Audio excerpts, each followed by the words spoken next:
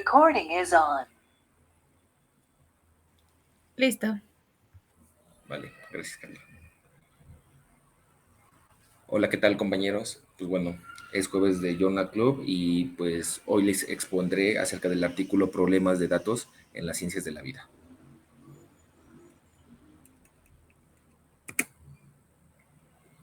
Ok, bueno, ¿qué es lo que se revisa en este artículo? Lo que se revisa son problemas técnicos y sociológicos que enfrentan las ciencias de la vida a medida que se transforman en disciplinas más centradas en los datos, que se denomina la gran nueva biología. Y bueno, entonces de aquí en adelante, cada vez que mencionemos la gran nueva biología, simplemente nos vamos a referir a aquella biología que pues, se centra más en los datos, ¿vale? Pues bueno, los tres principales desafíos que se presentan en este artículo son, uno, la falta de estándares integrales; dos, la falta de incentivos para que científicos individuales compartan datos; y tres, la falta de infraestructura y apoyo adecuados. Y bueno, pues este artículo aborda algunos de los problemas más inmediatos que enfrentan algunas de las ciencias de la vida a medida que avanza hacia esta gran nueva biología. Cabe mencionar que los surgimientos de una gran biología centrada en los datos pues no está garantizada, ¿no? Asimismo, este artículo que les platicaré pues revisa cuestiones técnicas y sociológicas para los biólogos a la luz de esta visión futurista de, pues, de las ciencias de la vida. Bueno, comenzaremos por entender qué son los datos, ¿no?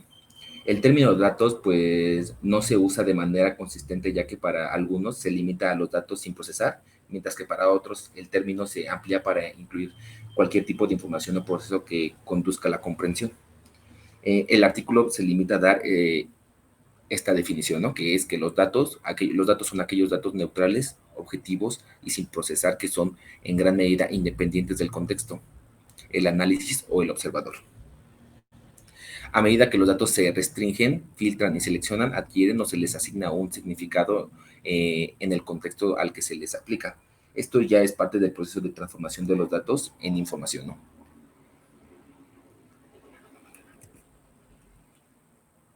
Y bueno, el contexto en el que se adquieren o generan los datos biológicos es importante para comprender cómo se pueden reutilizar adecuadamente los datos. El artículo categoriza contextualmente los datos de acuerdo al contexto de sus orígenes. Y bueno, los clasifica de dos formas: uno como datos de observación y como datos procesados.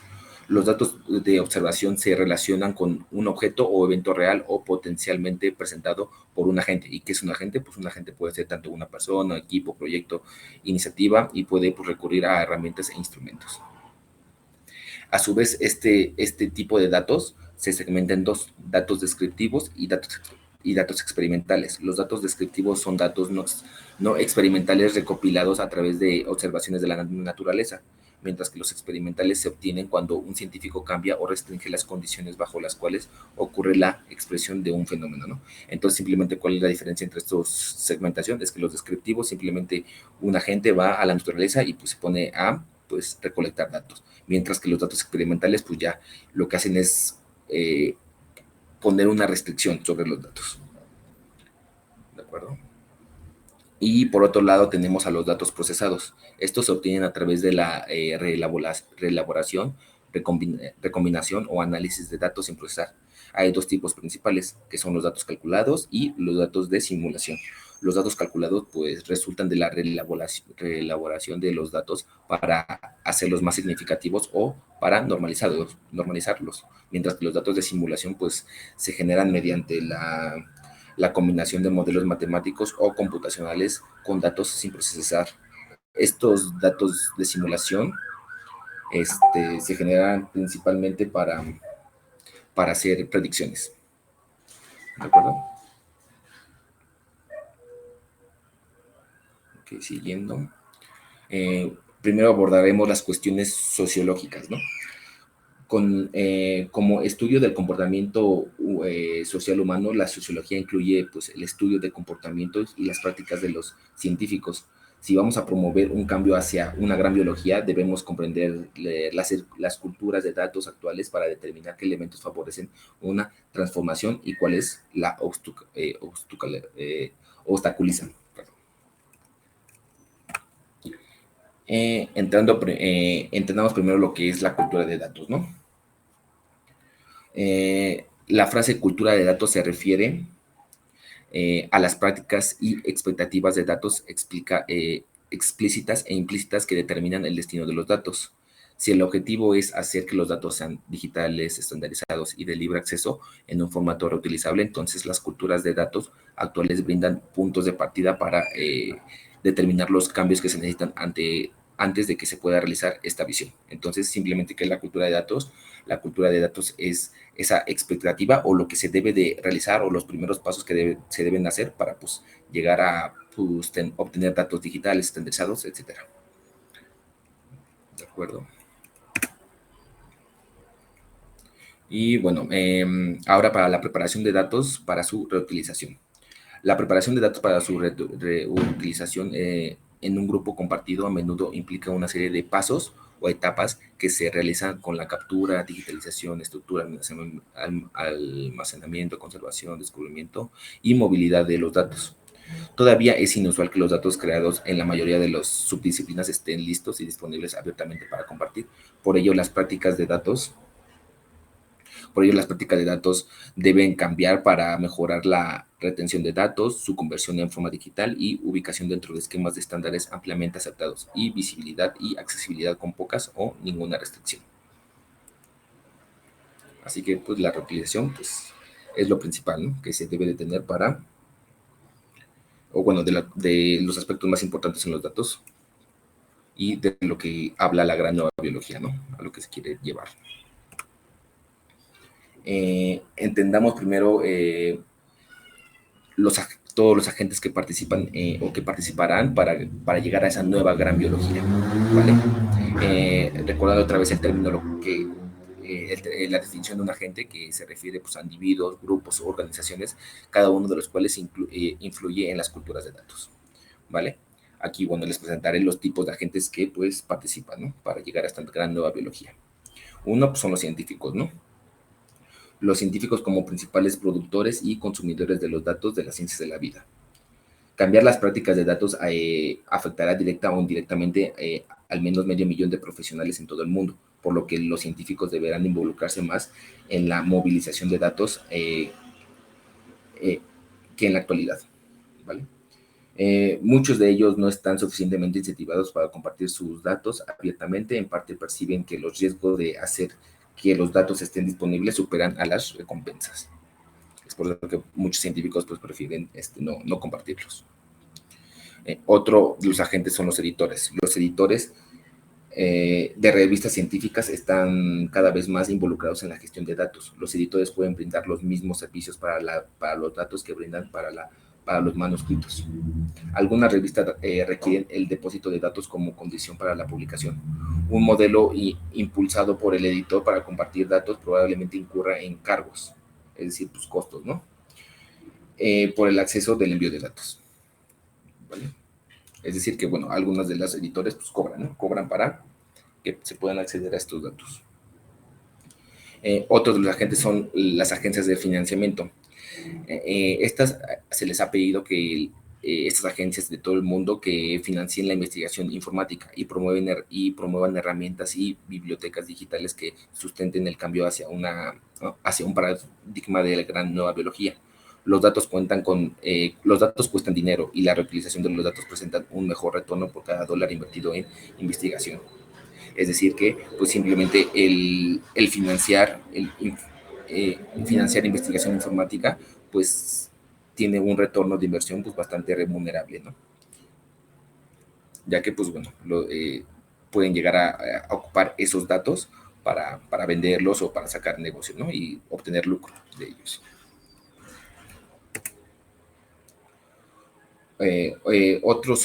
Otro tipo de agentes son los gobiernos. Los gobiernos, la realización de una nueva gran biología, pues requiere una inversión significativa y la reorganización de la infraestructura técnica y humana. la creación de nuevas agencias, nuevas políticas y marcos de implementación, así como para la coordinación nacional y transnacional. La escala de estos desarrollos requieren la participación gubernamental e intergubernamental.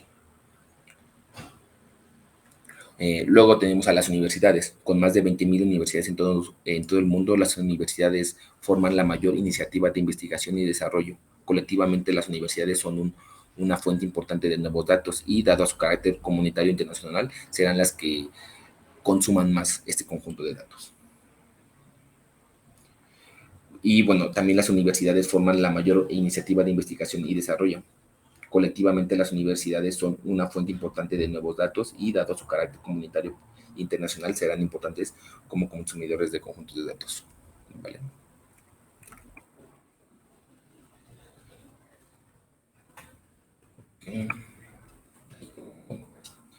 También, también podemos ver como agentes a los museos o herbarios. Y los herbarios pues, son los que, eh, pues, museos de hierbas, ¿no? O sea, que contienen hierbas, ¿no? Y bueno, junto a las bibliotecas tienen un mandato para la preservación a largo plazo de los materiales. Esos materiales incluyen varios miles de millones de especies de plantas, animales y fósiles recolectados para biólogos que se han recolectado durante pues, 3 siglos, ¿no?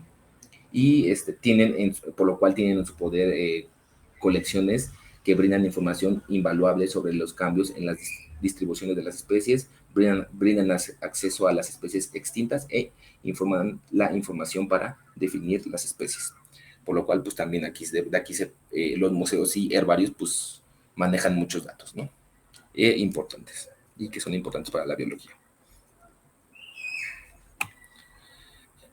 También podemos ver como agentes a los científicos ciudadanos, ¿no? Los científicos ciudadanos son personas no profesionales que participan en actividades científicas. Las habilidades académicas de los ciudadanos científicos cubren un amplio espectro, desde aquellos con intereses ocasionales en la naturaleza o la ciencia hasta personas que publican literatura científica, ¿no?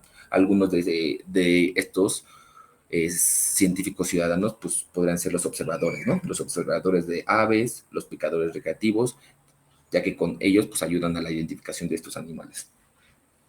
Y bueno, también se puede recurrir a este grupo notable para agregar los avistamientos, ¿no? Ocurrencia de una especie dada a un lugar particular en un momento particular, ¿no? Que se pueden usar para monitorear las distribuciones cambiantes y las abundancias de especies endémicas e invasoras. Esto, pues bueno, puede ser útil para pues, probar hipótesis, ¿no? Como por ejemplo primeras especies o migraciones de especies, ¿no? Y también como para monitorear especies en peligro de extinción, proporcionando pues, la primera evidencia de que algunas especies presuntamente extintas, ¿no? Entonces prácticamente aquí los ciudadanos científicos funcionan como observadores, ¿no? Observadores para ver eh, el tiempo y el momento en el que se encuentran ciertas especies, ¿no? O inclusive nuevas especies. Es por lo que pues, también se consideran como agentes, ¿no? Y también tenemos a los repositorios, ¿no? Un repositorio proporciona servicios para la gestión y difusión de datos que incluyen idealmente hacer que los datos sean detectables, proporcionan acceso, protegen la integridad de los datos, garantizan la conservación a largo plazo y migran nuevas tecnologías. Aquellos servicios de normalización, estandarización y control de calidad pues facilitan la reutilización de los datos, ¿no? Y pues esto muchas veces lo contienen los repositorios y son pues de gran ayuda. Ahora, bueno, pasemos a la segunda parte, que es la parte de las cuestiones tecnológicas. Eh, esta serie de desafíos, pues, que deben abordarse a medida que avanzamos hacia la gran nueva biología. Aquí son problemas técnicos que afectan la distribución, preservación, accesibilidad y reutilización de los datos. Y bueno, eh, aquí partamos de que los datos pues deben ser accesibles, ¿no? Y bueno, una gran nueva biología pues puede surgir con un marco que optimice la reutilización, ¿no? La reutilización, idealmente pues los datos deben estar en formas que puedan fluir desde la fuente a un fondo común y puedan fluir de regreso a los consumidores. Estas sujetas a un control de calidad y mejorar a través del análisis para volver a unirse al fondo como datos procesados, ¿no? Es prácticamente como un flujo, ¿no? Y una cadena. Pero bueno, la reutilización efectiva de los datos requiere una serie de condiciones para ser optimizados, ¿no? Por lo cual aquí vamos a enfatizar pues, qué es lo que se requiere para que estos datos sean reutilizables y accesibles. Lo que se necesita es que los datos deben conservarse, primero que nada. Relativamente, pues pocos datos adquiridos históricamente han sido retenidos en forma accesible por científicos, proyectos o instituciones. Todavía pues existe un debate sin resolver sobre si se deben conservar todos los datos o si se deben seleccionar subconjuntos de datos para su retención o si los datos retenidos pues deben estar sujetos a una revisión periódica para la baja. ¿Y por qué muchas veces se quiere deshacerse de los datos? Porque pues representan el almacenarlos pues, representan un costo, ¿no? Otra característica es que los datos deben ser digitales. La digitalización es un requisito previo para la movilidad de datos. Cantidades considerables de datos relevantes aún no están en formato digital y por lo cual pues, muchas instituciones pues, se están encargando de pasarlos a manera digital. Los datos no estructurados pues, se pueden mejorar. Bueno, el tercero sería los datos deben ser estructurados, ¿no? Los datos digitales pues no están pueden no estar estructurados, por ejemplo, como en forma de texto libre o en imagen, o sí pueden estar estructurados en categorías que se representan consecutiva o periódicamente mediante el uso de una plantilla, hoja de cálculo o base de datos, ¿no? Los datos los datos no estructurados pueden mejorarse a través de los metadatos.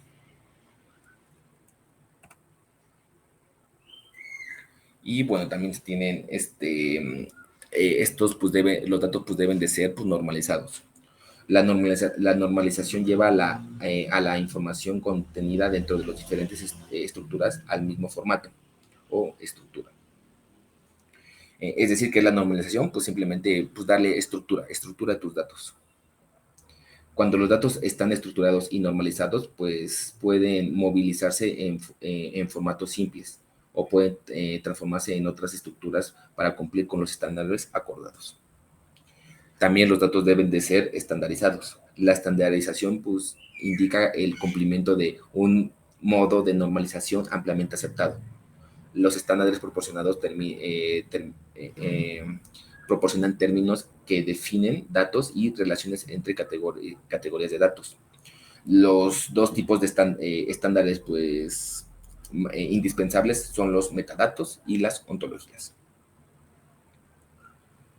Otra de las características que deben de cumplir los datos es que tendrán que ser atomizados. ¿Y qué es que sean atomizados? Pues atomizados se refiere a la reducción de datos a unidades semánticas mínimas y contrasta con datos complejos como imágenes o cuerpos de texto.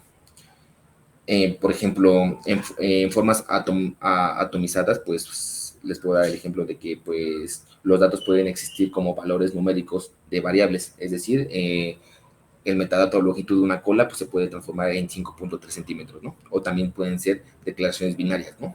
Como ausentes o grupales, ¿no? Y grupales.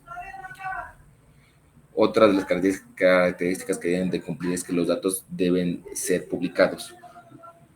Los proyectos que participan en una gran nueva biología harán que los datos sean cada vez más visibles y accesibles. En ciencia general, pues más de 3/4 de los datos publicados están en repositorios locales que pueden proporcionar pocas garantías de persistencia. Es decir, que la mayoría de los datos se encuentran en grupos muy pequeños, ¿no? También los datos deben de ser archivados. Es preferible que los datos una vez publicados sean persistentes, es decir, se guarden.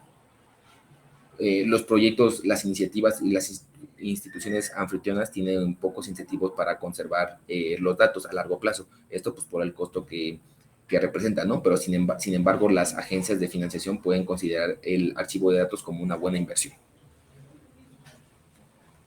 Y muchas de estas instituciones pues, usan a los datos como inversión, ¿no? Ya que, pues, como lo he comentado, el retorno de inversión el retorno de inversión de los datos pues, es muy lucrativa. Idealmente también los datos deben de ser gratuitos y abiertos. El acceso abierto, el principio de proporción, acceso sin restricciones a la información en la web, mejora la aceptación, el uso, la aplicación y el impacto de los resultados de las investigaciones. Y también los datos deben ser, se deben de confiar en los datos, ¿no? Una vez que se accede a los datos, los consumidores pueden revelar errores y o omisiones.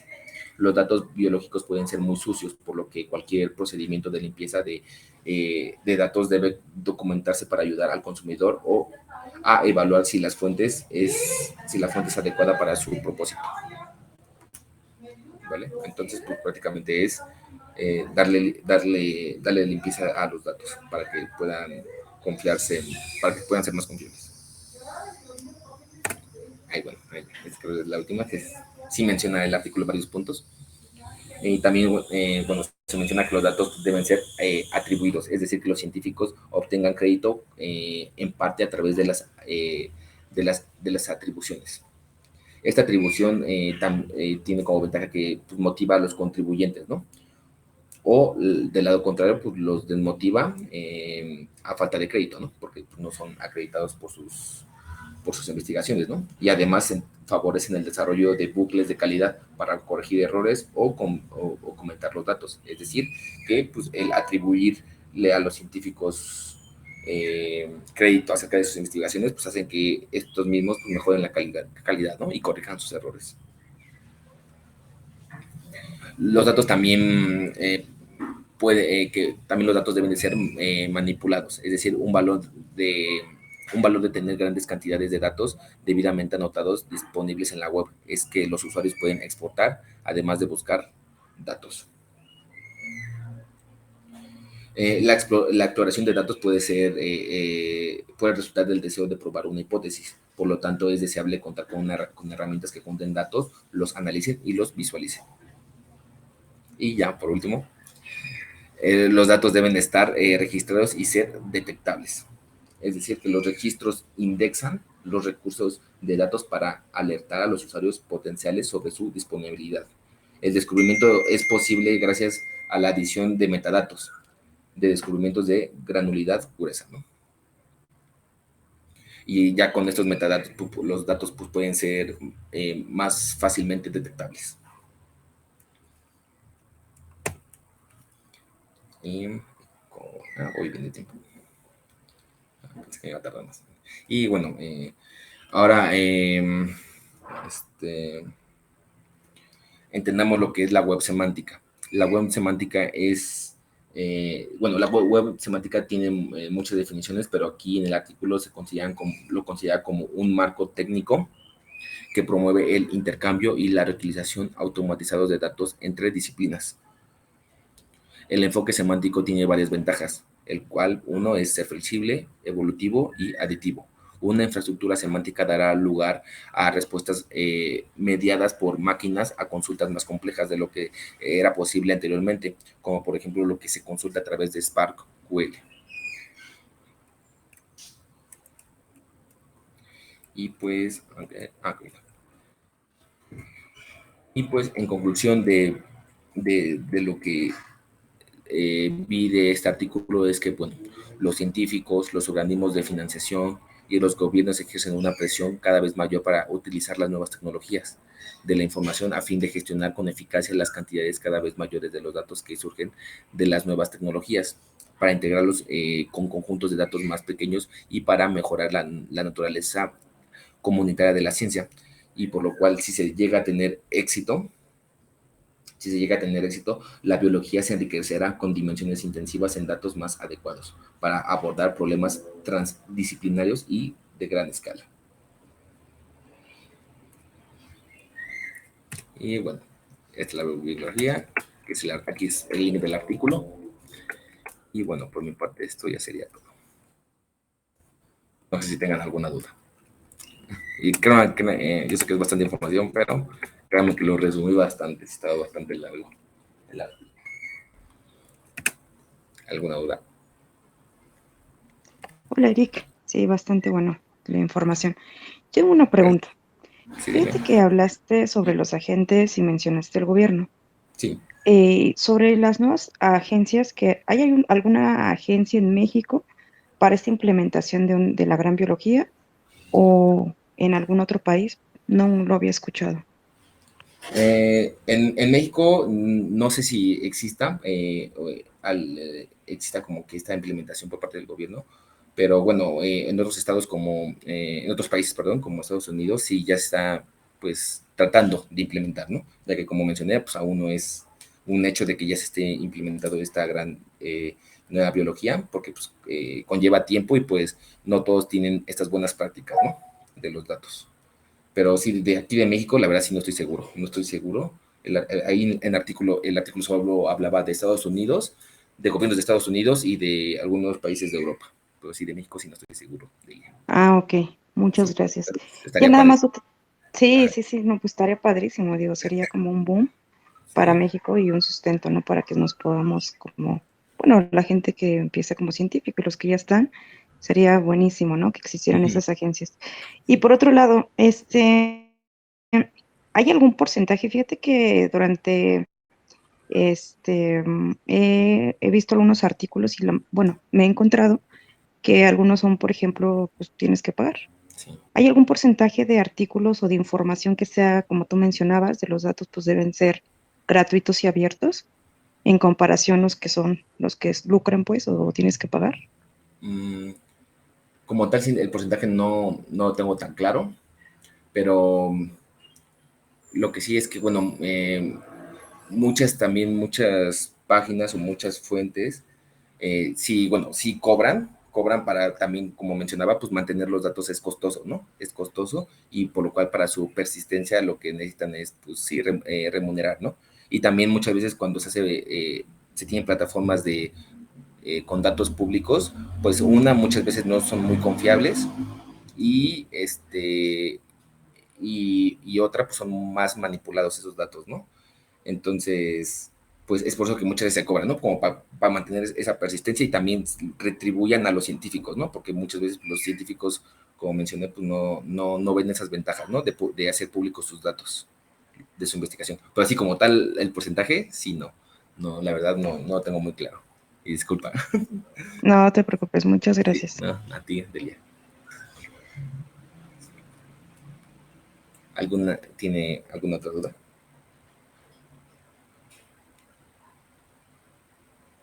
Nubia alzó la mano. Ah, sí, no había visto. Sí, novia, dime.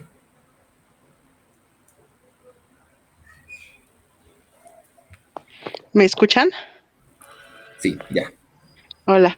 Oye, qué interesante. Y justo, pues Delia me quitó un poco la pregunta, que yo justo te iba a preguntar que si tenías algún ejemplo de estas implementaciones en México, ¿no?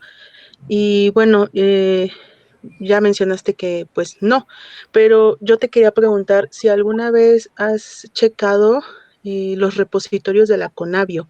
Yo estuve trabajando un tiempo en la Conavio y tienen repositorios de todo, lo que te puedas imaginar. Tienen bases de datos, tienen repositorios de fotografías, de investigaciones así que te digo, la especie que te puedas imaginar, y hacen una base de datos y los datos están abiertos. Existe la biblioteca, existe el banco de imágenes, o sea, tienen incluso una página de biodiversidad mexicana en donde tú puedes buscar especies nativas mexicanas y en la enciclovida, que luego también tienen otro que no me acuerdo, en donde uno como usuario te puedes convertir en un científico, ¿no? Que subes tus datos y todo eso. Entonces estaría interesante que pudiera verse si están aplicando eso en la Conavio, porque la Conavio tiene Sí. muchísima información. Sí, la verdad sí sería, respondiendo a tu pregunta, no, la verdad no había checado la Conavio, pero bueno, sí sería interesante, ¿no? Ver qué características de sus datos sí las cumplen, ¿no? De las que mencioné, ¿no? ¿Cuáles sí las están Ujú. cumpliendo, ¿no? Pero sí, no había checado. Ok, pues sí, sería interesante como que ver qué están haciendo por ahí, porque a mí la verdad, la Comisión Nacional para el Conocimiento y Uso de la Biodiversidad, o CONABIO, se me hace una de las instituciones con el objetivo más noble que he conocido, y la verdad a mí me gustó mucho trabajar ahí porque de verdad sí tienen una ética bastante buena y hasta sus publicaciones son muy buenas. Entonces, si tienen chance, los que sean biólogos o a los que les interese así ser curiosos, meterse un día a la biblioteca de la Conavio, a su banco de imágenes y todo eso, y la verdad es que tienen cosas muy, muy, muy padres. Muchas gracias, Delia, por la Novia, perdón, por la Ah, invitación. y a ti por este interesante seminario. Sí, muchas gracias. ¿Alguien más que guste tener una duda, que tenga una duda? Yo levanté la mano. Oye, qué interesante está este artículo. Me pareció interesante, pero como buena actuaria voy a preguntar, ¿qué riesgos ves tú al dar esta, ¿cómo se llamaba? Como este gran paso a tener todo en la nube y la información tan fresca y así. ¿Qué riesgos podríamos tener? Pues así, o sea, riesgos para que se implemente. Pues riesgos para que se implemente, y una vez implementada, yo como, como qué es lo que puedo, o en qué nos tendríamos que basar para tener menos fuga de información, o no sé, esas cosas, como, ¿qué riesgos podría darnos el que se implemente esta gran biotecnología o esta bioinformación? Mm, pues que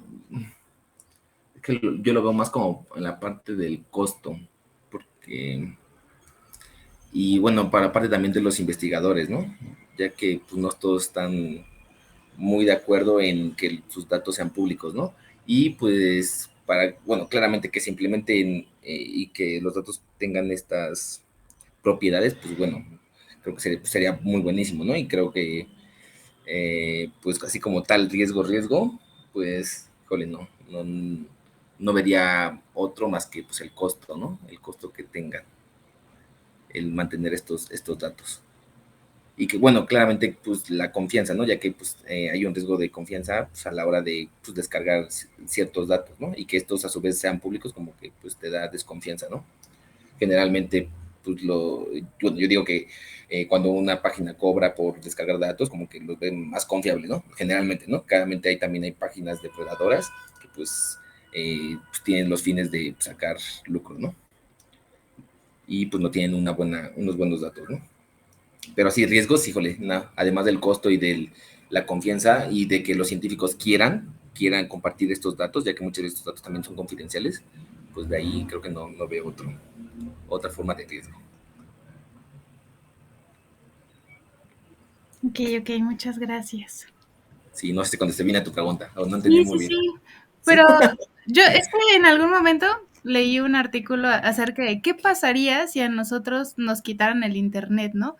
Imagínate que tú estás compartiendo estos millones de datos con todas las personas del mundo y de pronto, ¡boom!, llega una catástrofe y no existe internet. Entonces, a mí me parece muy buena la idea de hacer esta como segmentación de los datos y que la información esté tan a la mano y que no sepamos utilizarla también, porque me incluyo muchísimo en que a veces tenemos las cosas ahí y no sabemos cómo buscarlas, o no sabemos leer, o no tenemos cierta comprensión lectora que nos impide el ir más allá de los datos, ¿no? Entonces, justamente como en esa línea, a mí también me llama mucho la atención que tenemos la información tan a la mano, pero también la podemos perder de un momento a otro, ¿no? Sí.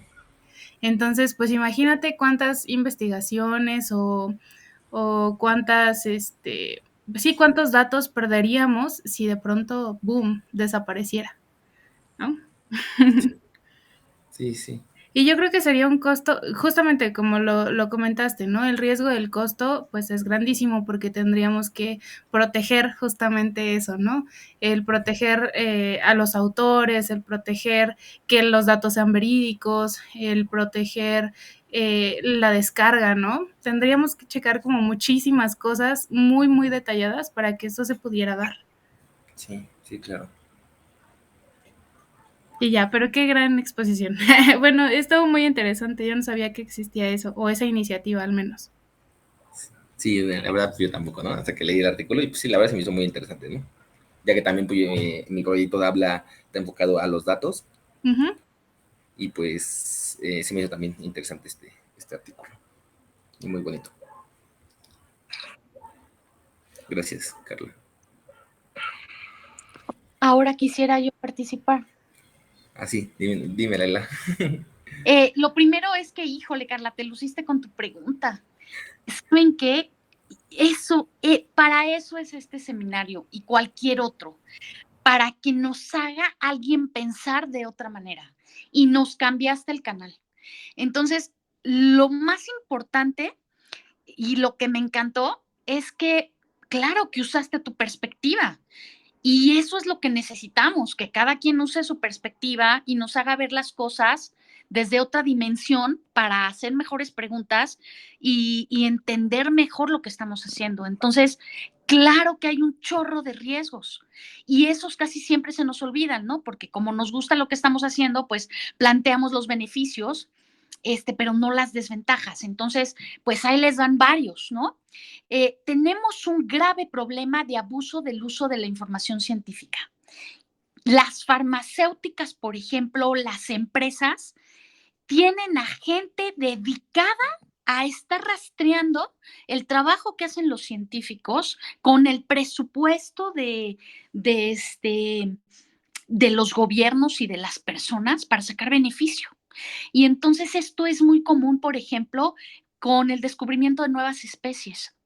Entonces, están al acecho de encontrar nuevas especies y apenas el científico se va del lugar, pues con recursos y de manera específica corren al lugar y se hacen de los recursos al, al, al grado de que hay veces que ha pasado que hay investigadores que van y describen una nueva cactácea y especifican el lugar con longitud y latitud y a las 2 semanas ya no hay la cactácea. Y había muchas, se las roban. Entonces, esto es una pena, porque ¿de qué año es el artículo, Erika? Es de...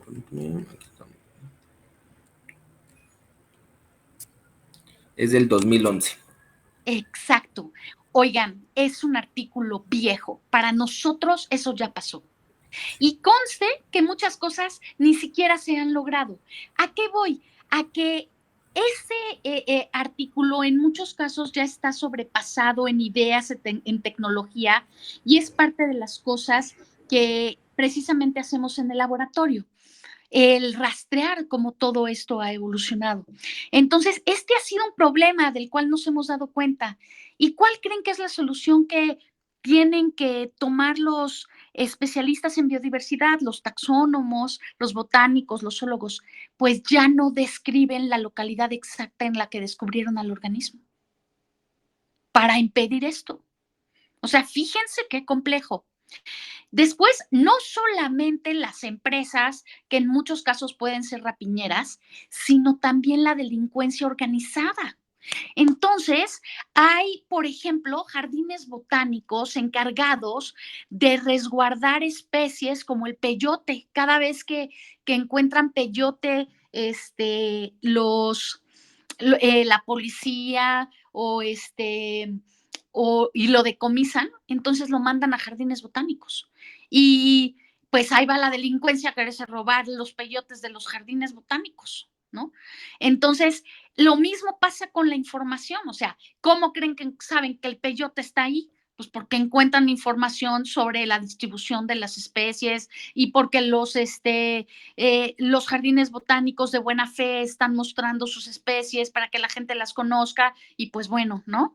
El que está pensando mal lo va a utilizar mal. Entonces, me encantó tu pregunta, Carla, porque creo que todos tenemos que trabajar en la lista de riesgos de lo que estamos investigando y siempre presentarla. Y no puedo entender cómo después de tener tantos actuarios en el laboratorio jamás se nos había ocurrido siempre implementar esto. O sea, de verdad es realmente importante. Es trascendental saber cuáles son los riesgos, precisamente. Entonces, buenísimo. Y luego, Eric, híjole, mil gracias por darnos otro gran repaso por este mundo de los datos biológicos, porque nos ayudaste en una hora a hacer toda una travesía por los principales conceptos que son nucleares en el laboratorio. Metadatos, datos, esquemas, ontologías, bases de datos, normalización, curación, que todo el tiempo estamos realizando y que pocas veces utilizamos de una manera tan consciente, tan definida, tan estructurada. Expusiste muy bien, muchísimas gracias. Y recordarles a todos que la base de la investigación es la lectura y la conversación. O sea, la única manera que tenemos de contestar preguntas, de generar preguntas, de indagar, es leyendo, obteniendo información, generando buenas preguntas y afinando sus proyectos. Entonces, creo que tú has logrado hacer un gran trabajo con este artículo porque precisamente nos ha permitido a todos y a ti mismo desarrollar con mucha más especificidad lo que estamos haciendo y generar nuevas interrogantes y nuevos elementos. Por ejemplo, ahora les digo, todos vamos a agregar los riesgos. Y pues muchas de las cosas que nos platicaste, ¿no?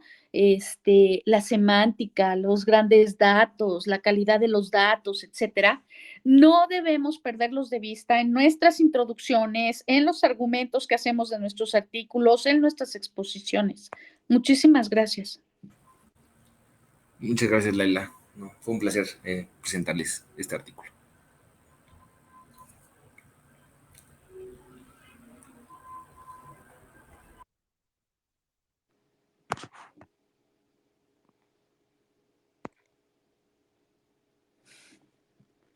¿Alguien más quiere contribuir?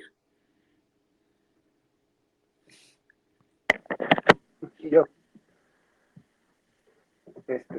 Bueno, la exposición estuvo bastante interesante. Al menos pensé que, bueno, hizo que tener presente las dificultades de tener datos, que, bueno, es creo relativamente reciente, en cuestión de décadas, y las dificultades de tener buenas bases de datos, o sea, que estén normalizadas, y, bueno, tengo la duda de si hay alguna forma de, de verificar que la información sea de calidad, además de que esté bien organizada. Si no se encarga solamente una empresa de proporcionar los datos, sino también individuos.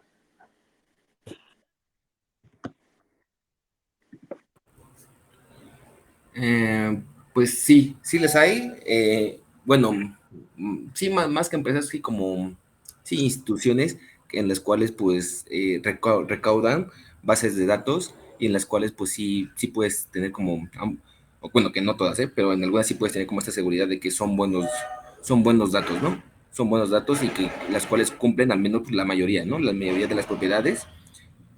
Y pues, bueno, contestando tu pregunta, pues sí las hay. Sí las hay. Como por ejemplo, yo estoy trabajando en también en analizar bases de datos que traten sobre que traten sobre revistas, y pues también debo de verificar que pues sean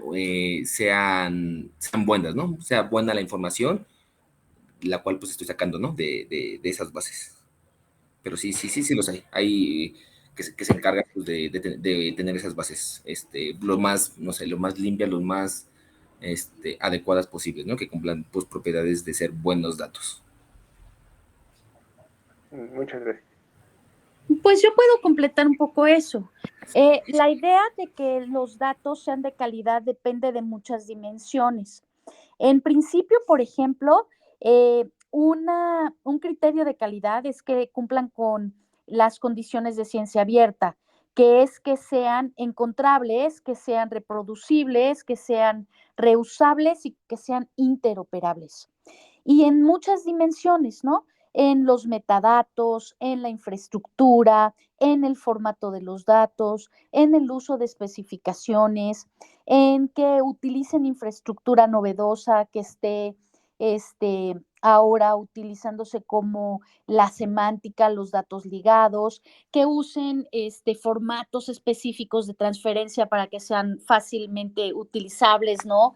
Como RDF, JSON y estas cosas, que además implementen especificaciones de cada una de las disciplinas. Hace un ratito, por ejemplo, nos platicaba Nubia de la Conavio, que hace un gran trabajo y que desafortunadamente no tiene el presupuesto que necesitaría, pero, por ejemplo, los que trabajan con datos sobre biodiversidad utilizan mucho el esquema Dublin Core.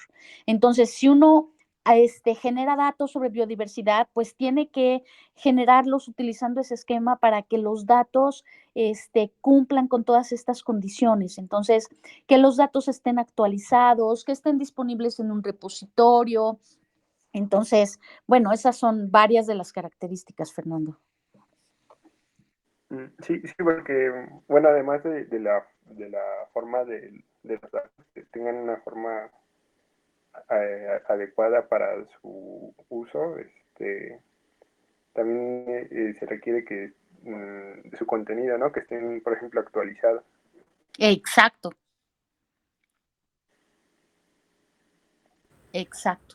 Entonces, son muchas cosas. En el caso, por ejemplo, de los datos sobre revistas, pues es importante que tengan los metadatos completos, que tengan identificadores. Esos son, por ejemplo, técnicos, pero además, que tengan DOI, que estén asociados, por ejemplo, al autor por medio de un identificador que es ORCID, o, por ejemplo, también que tenga el identificador de la institución, que es GRID. Entonces, o sea, son cada conjunto de datos producido que hace referencia a un objeto, tiene estándares específicos que se deben seguir y uno los debe conocer y los debe implementar, ¿no? Tanto si es una revista, como si es la planta de un herbario, como si es información sobre un taxón, etcétera.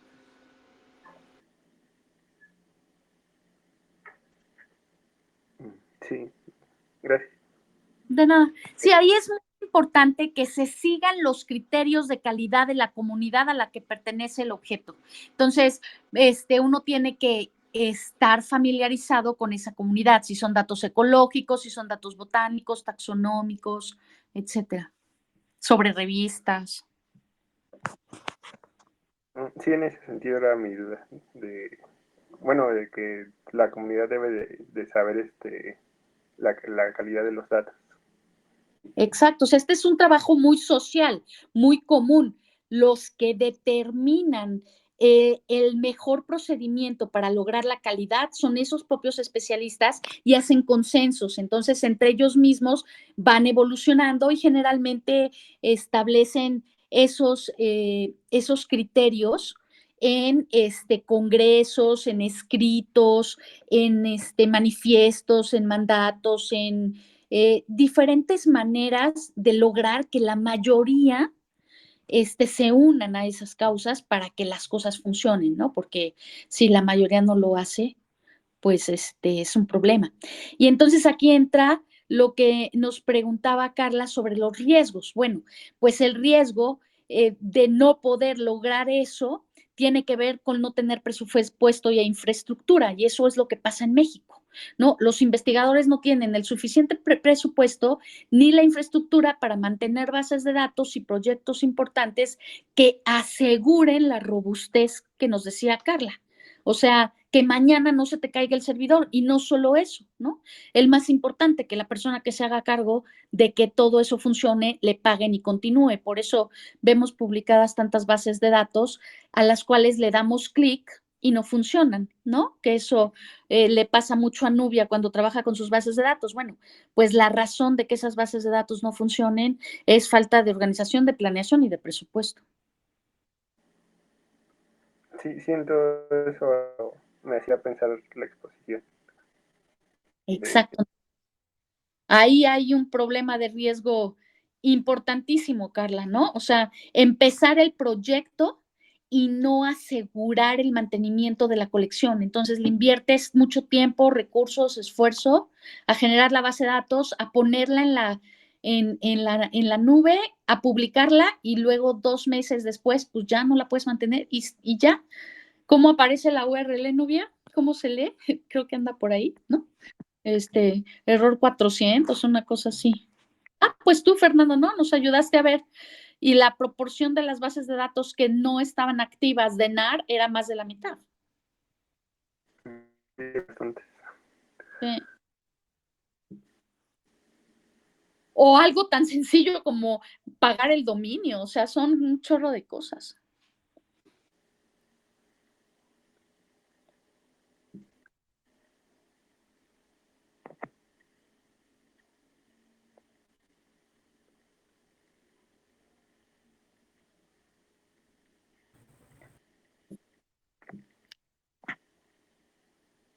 Pues somos todos tuyos, Carla.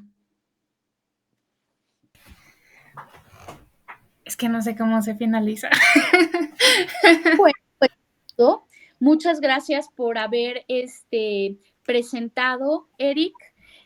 A todos les recordamos que la siguiente semana tenemos el seminario el día miércoles y el Journal Club el día jueves de 6 a 7 de la noche. Les mandamos información por Twitter, tendrán los videos por YouTube, y pues muchas gracias por acompañarnos. Nos vemos hasta la próxima. Muchas gracias a todos.